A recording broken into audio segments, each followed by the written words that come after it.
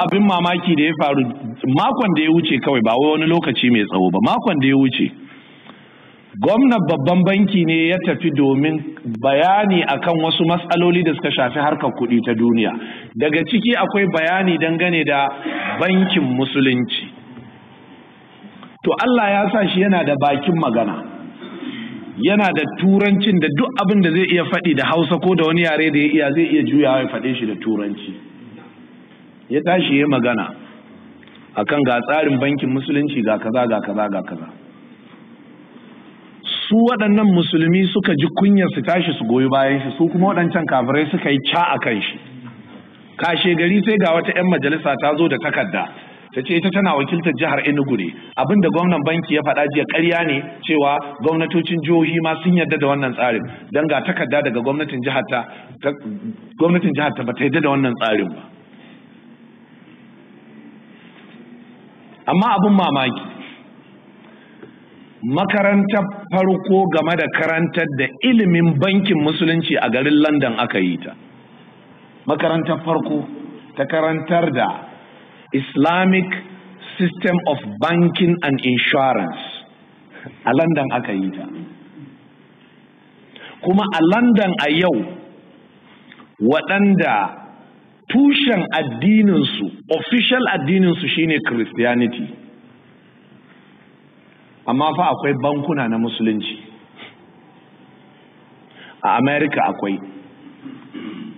A nan South Africa wanda adadin Kiristoci a South Africa bai wuce 2/100, wato 2% ko kuma 4% ba. Adadin musulmi adadin musulmi bai wuce 2 or 4% ba. Amma fa akwai bankin musulunci a South Africa. Sannan kuma yau harkar Islamic System of Banking and Insurance ya shiga cikin karatuttuka na management da karatuttuka na economics da karatuttuka na banking and finance, ba don komi ba saboda me? Saboda abu ne wanda sun gane cewa yana da fa'idoji da yawa. Akwai littattafai da yawa da muke da su a makarantar nan na management daga America ne muka siyo su kai tsaye, professors din Amerikawa ne, amma duk a ciki daga cikin topics da suka yi treating akwai Islamic System of Banking. Amma ba gidajen kafiri na nan yana cewa san babu wannan system din, fitina ce kawai musulmin Najeriya suke son su kawo. Kuma a majalisar muna nan da Hambagda din nan ƙwararren masani ne, shekara 40 da ta wuce daga jihar Borno, mutumin ɓangaren biyu ne, masani ne dangane da harkar management. Amma fa duk sun ja baki sun yi shiru. Me yasa? Kada ya miƙe magana sai su yi makin ɗin shi cewa ai ran da aka tashi ana magana bankin musulunci shi ya tashi yana karewa.